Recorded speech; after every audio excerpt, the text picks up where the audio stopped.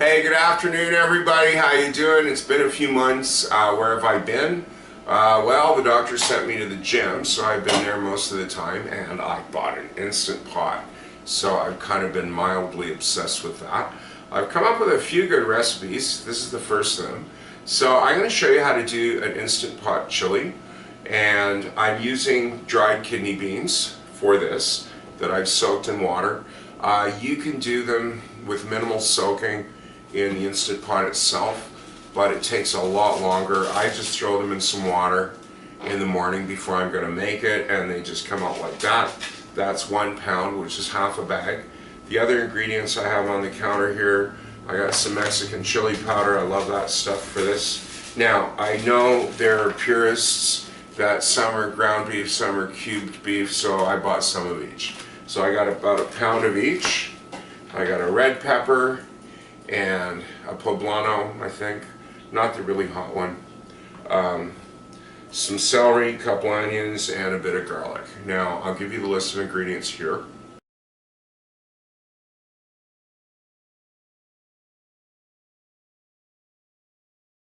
And in case you're wondering, 1 pound of dried kidney beans, because they come in 2-pound packs, right? So 1 pound will actually turn into that if you soak it long enough. So I'll drain the beans and I'll get all this stuff chopped. I'll spare you the chopping instructions this time.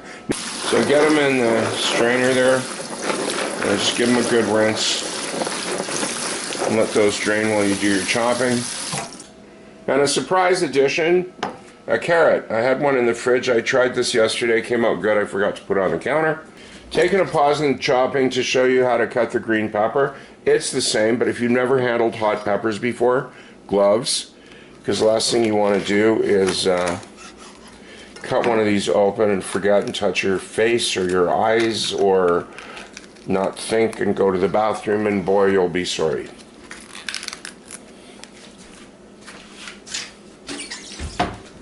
So get out the pith and the seeds. That's the stuff on the sides here. A couple of seeds won't hurt. Then depending how you want to handle it, you can just cut it this way first. And I just do it in strips. And then cut it in cubes. Just like the red one. Last thing before I start the actual cooking is I'm going to chop the beef cubes. This is an optional step. If you like big chunks in your chili, don't bother. If you're spreading this around to share or whatever, you might want the chunks a little smaller. You don't have to do much to them. Just take the big ones and cut them in like 2 or 3 pieces. Like that one's just a 2, and like that. Now I got my camera all set up, so you have to take my word for it. I'm going to push the saute button now. So this heats up, and I'm going to fry the meat in it briefly with a bit of oil.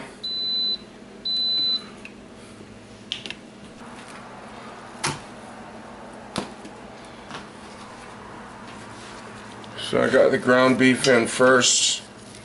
Just break that up a bit. So when you got some grease coming off the ground beef, so it won't stick, that's when you put in your cubes.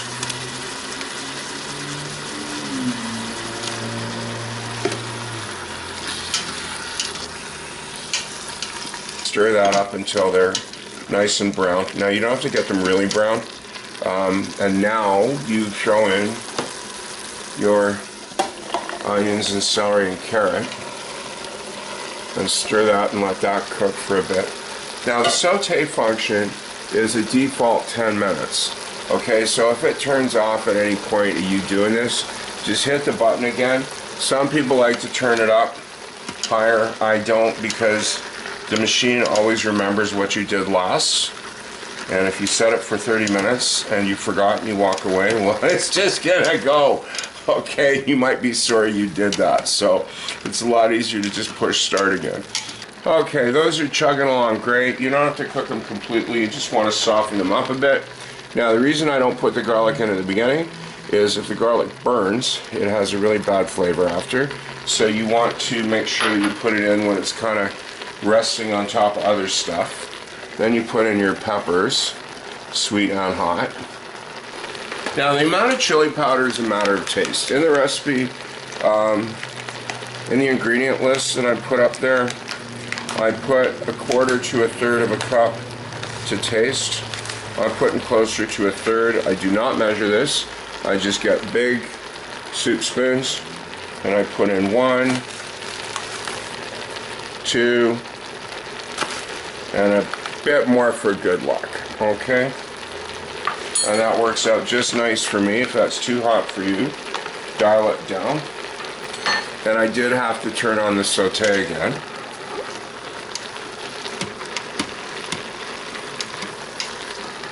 So you want the chili powder all kind of on everything.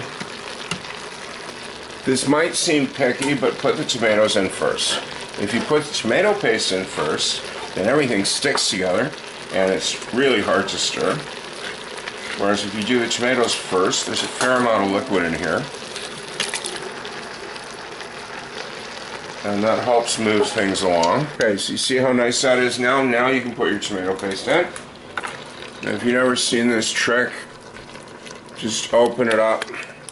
At one end, take the lid off, open it up over the other.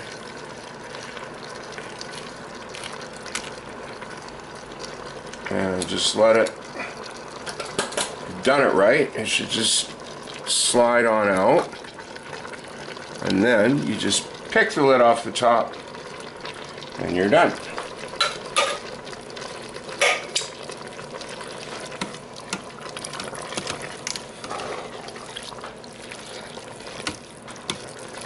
This is not going to stir in well, so I'm just going to add a can of water, a big can from the tomatoes. So I'll put an equal amount of water, same size as the can of tomatoes. Stir that up until the tomato paste is evenly dissolved, and then put in your kidney beans. Before you proceed, always make sure that you can see daylight through that hole when you hold it up to a light, and make sure that your vents are not blocked on the steam release. Okay, then put your steam thing on like that, turn it up, and you can do that after it's on with the lid. I love the little noise it makes. I just do. See, and it says lid because you didn't turn it yet. Okay, lock and load. Okay, so make sure your steam vent is pushed to the back, and then hit that button that says bean chili. Okay, we'll turn off saute first, eh? And then hit bean chili. I got mine set for 40 minutes because this is just how it works out perfect, and just leave it alone. It's going to come to pressure and cook for 40, and I'll show you what it looks like after.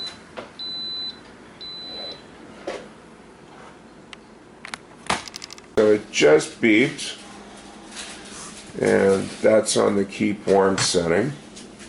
So I'll just bring this over to the side so you can see there's the steam release valve. Now I just use the end of the spatula to give it a nudge. See, hear that? I don't mess around with this. Like, as long as it's not I got this in an open space, and as long as it's not going to burn me there, I just do what they call a quick release, which is let all the steam out at once. It's going to take about 5 minutes. Okay, so when the vent is not steaming anymore and the red button drops, you are safe to open the lid. So just, there we go. So I'll give that a stir. You can still see it bubbling. Now, because it's got beans in it, this will thicken up considerably when it cools down. Okay, it looks kind of watery now, but it will set up. So make sure you give that a really good stir. I'm feeling around the bottom, there's nothing burnt, which is good.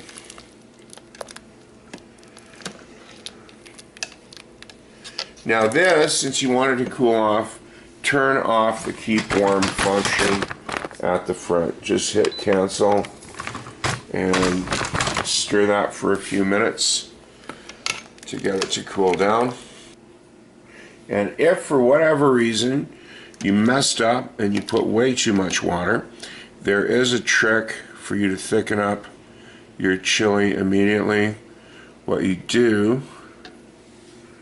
is you grab one of the beans, and you can use a spatula or a spoon. See that what I'm doing? You smear it against the side of the pan, and you do that a few times, or you can just take some out and mash them up with a spoon in a bowl. It's probably quicker. And you put them back in, and that will help to thicken it up right away. So I'm just going to dish some up so you can see it.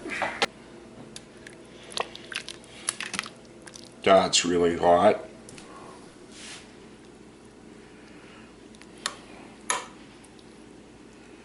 So let's have a little taste here. Oh, that's just nice. Okay, it's nearly boiling hot, so you really want to let it cool down. So that's my Instant Pot chili. I hope you give it a try. Thanks for watching, I'll see you again.